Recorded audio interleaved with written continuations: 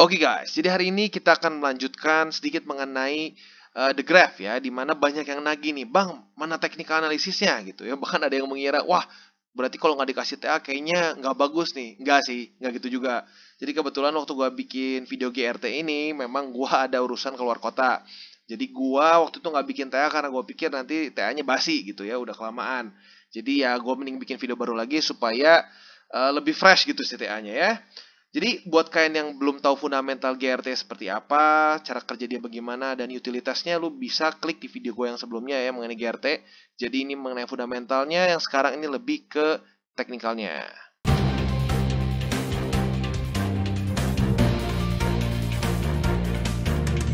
Jadi seperti yang kalian tahu, The Graph ini adalah cryptocurrency nomor 42 di CoinMarketCap ya. Dengan market cap yang cukup besar, 4,7 miliar US dollars ya. Dan kalau kita bisa lihat juga The Graph ini seperti yang gue sudah bahas juga sebelumnya, tapi gue refresh juga ya. Yaitu adalah dia punya permasalahan dalam fasting schedule. Dan menurut gue, theoretically ini yang membuat GRT cenderung tertekan harganya ya. Tuh lihat tertekan, lumayan belum bisa kembali lagi ke titik sebelumnya gitu atau titik all time high, dimana kalau yang beberapa yang lain seperti Polkadot, Ethereum sudah mengejar, bahkan beberapa sudah ada yang kena all time high baru gitu ya. Sekarang kita lihat permasalahannya apa. Pertama si fasting schedule, dan yang kedua adalah permasalahan dia adalah distribusi, dimana kalau kita lihat besar sekali dipegang antara oleh VC atau venture capitalist, atau intinya early backers, orang-orang investor awal dengan dana besar, dan juga cukup banyak dipegang oleh tim ya. Kita lihat di sini 23% 23% di early team and advisors, terus 35% di community, dan dari 35% ini 58% ini ada di Graph Foundation. Jadi mungkin menurut gua ini adalah salah satu penyebab dari bukan turun, tapi sulitnya naik harga dari GRT. Ini cenderung sedikit mirip dengan permasalahan H-bar di awal-awal ya.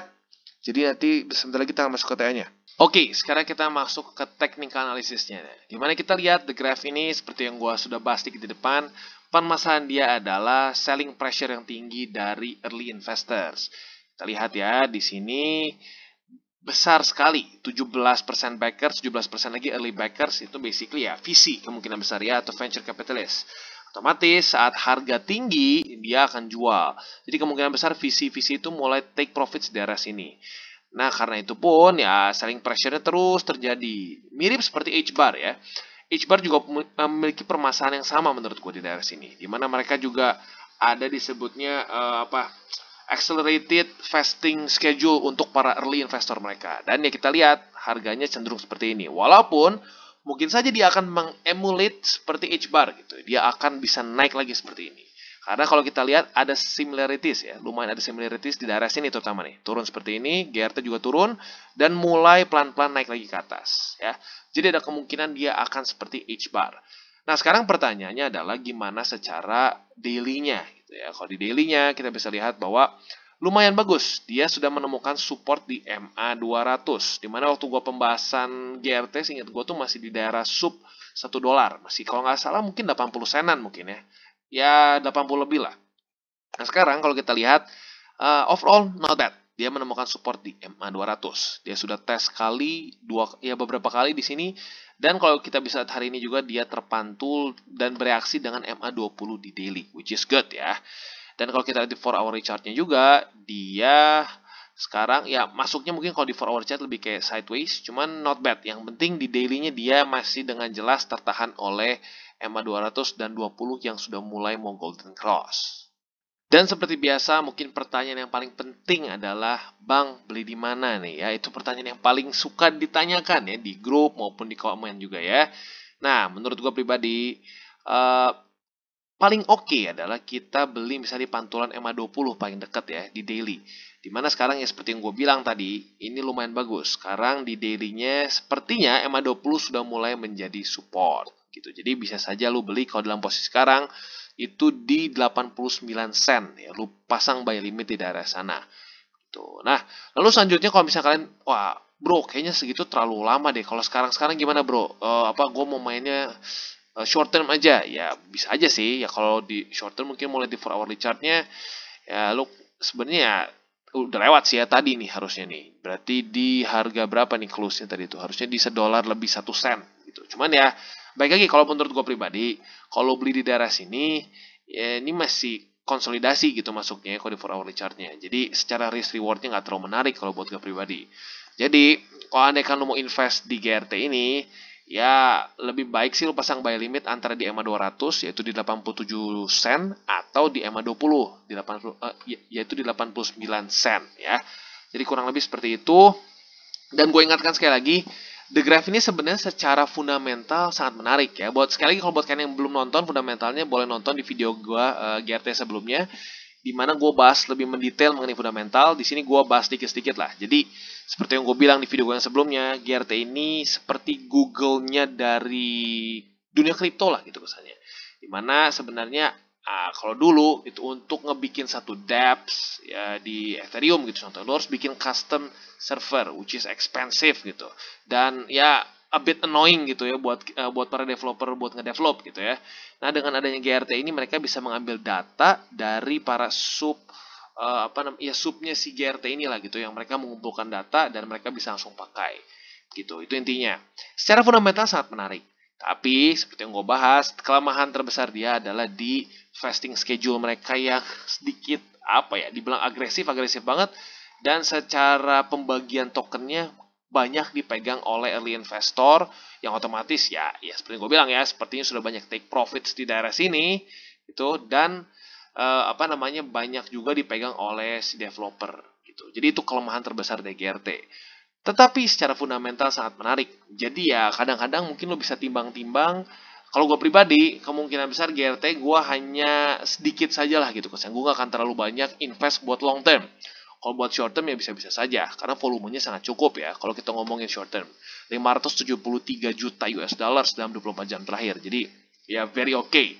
Tapi kalau untuk long term, yang kalian bisa tahan bertahun-tahun, itu harus dipikirkan lagi. Karena kalau kita lihat, ini vesting schedule belum selesai.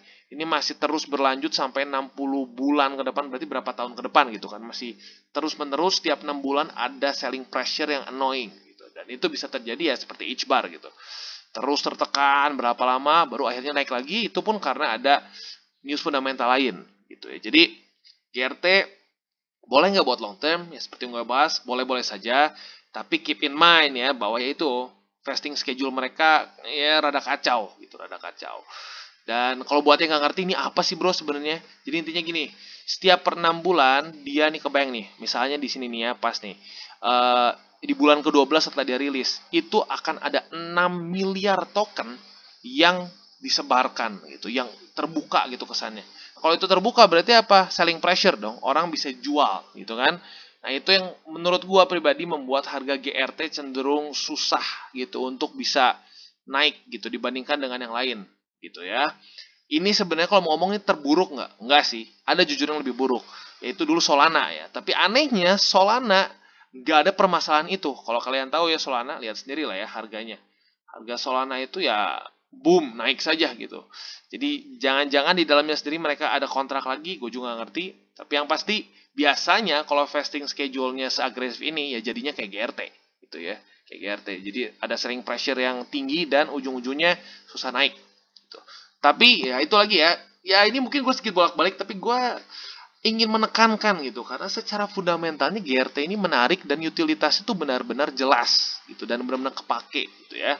Jadi ya kalau gue saranin sih bolehlah lu invest saja tapi jangan terlalu besar gitu. Kayak nggak main portofolio, tapi lu harus selalu inget lah, ini menarik juga gitu secara project. Ya, jadi kurang lebih itu untuk The Graph. Gue ulang lagi ya, bisa lu beli di sekitar daerah MA20 di daily, yaitu di harga 89 sen, atau buat yang lebih konservatif bisa beli di 0,87 atau 87 sen ya. Jadi itu kurang lebih untuk GRT. Hari ini singkat-singkat saja karena ini sebenarnya tambahan dari video sebelumnya ya. Oke, dan buat kalian yang belum mengikuti Daily Charting with Toshi, bisa klik di sini, di mana kita akan daily chart your favorite cryptocurrencies. Dan juga buat kalian yang mungkin bingung cara staking, cara baca moving average, cara baca Bollinger Band, dan lain-lain lagi, bisa juga mengikuti tutorials with Toshi. Dan jangan lupa untuk gabung dengan Telegram grup kita, di mana kita akan membahas dengan lebih santai mengenai cryptocurrencies, dan bisa ngobrol-ngobrol juga secara overall ya, tapi ya selalu berhubungan dengan cryptocurrencies tentunya ya. Dan jangan lupa untuk like, share our video, subscribe, click the bell icon, and see you on the next video.